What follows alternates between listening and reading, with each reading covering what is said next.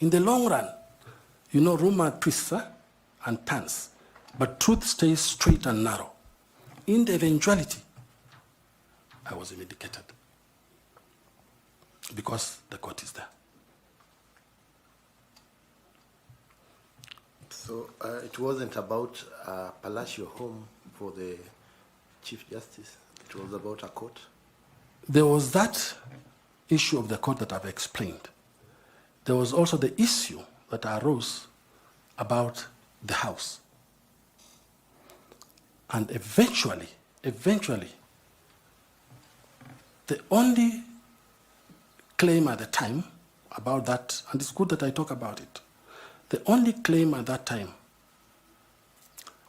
that that house had been purchased without a cabinet memo.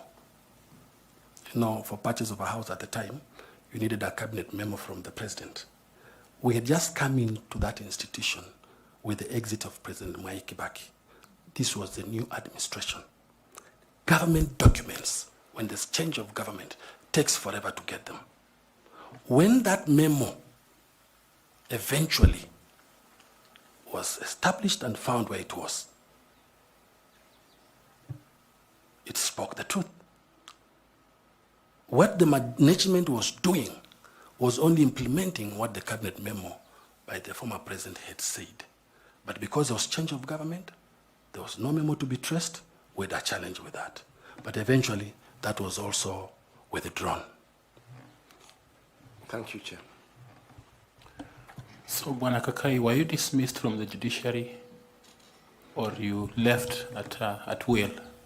When you are serving public service and such kind of allegations come in, definitely you will be told to go. Thank you. Until you are cleared. So as an advocate, after clearance, did you seek redress? At that time,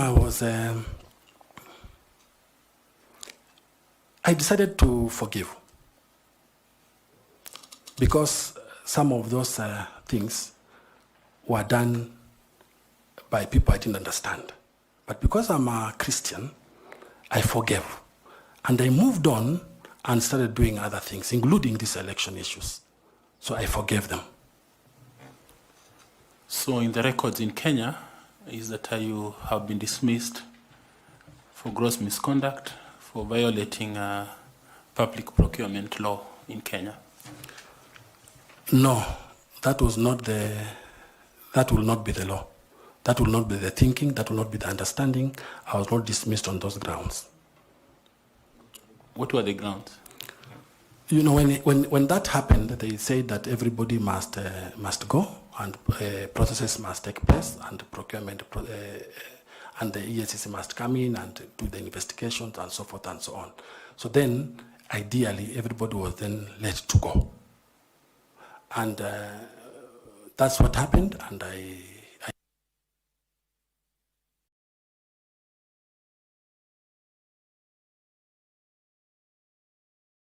checking your documents, there are some rulings that you've put in your documents, and those rulings were, I think there are two rulings, one at the Magistrates Court and another one at the High Court.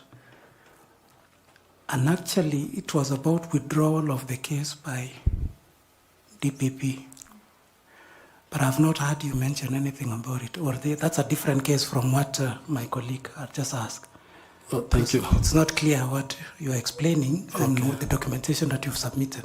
Thank you very much. Thank you. I think what I've submitted are two rulings. And those two rulings were the ones that withdrew those criminal cases that were there. The ones that I spoke about, the CJ House and also the Mavoko Court. Those are the rulings that I've submitted. And that's the ruling that came from the High Court when the cases were withdrawn.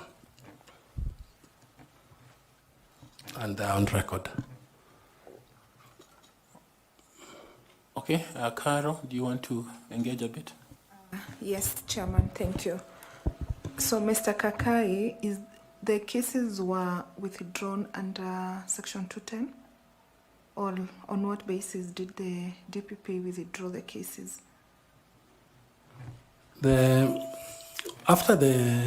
At the time when the cases were withdrawn, there was a lot of investigations that had taken place. And then the DPP moved the court saying that he wants those cases withdrawn. And that's under what the circumstance under which the DPP withdrew those cases. And when you look at that ruling, it explains under what circumstances the DPP withdrew that case. So it was withdrawn. Chair, let me follow again. Now, you will note in those rulings that it is not about, they were withdrawn on the basis of that judgment of Engineer Kamau, the ESCC investigating. So it's not about the culpability. It is the fact that ESCC, when they were investigating, they were not properly constituted as a commission. So, and I hear you are saying you are acquitted, you didn't want to follow it up. So kindly clear or clarify for us. Thank you. It happened 10 years ago.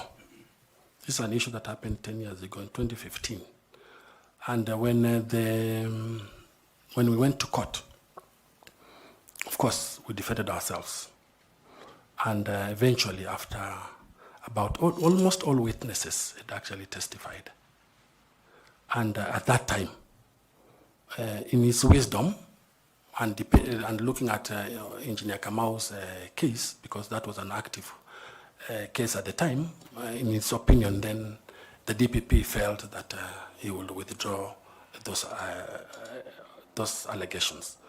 For the last 10 years, since the withdrawal of those cases, I've not had any complaint, I've not had anything from them, there's no active case, in short, that is existing in court.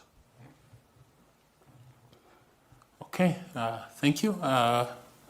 Professor Adams Olo. Thank you, Chair. Kakai'S, I've had occasion to work with you in some projects. You can see how members have come up to inquire on these cases against you. And they're doing so because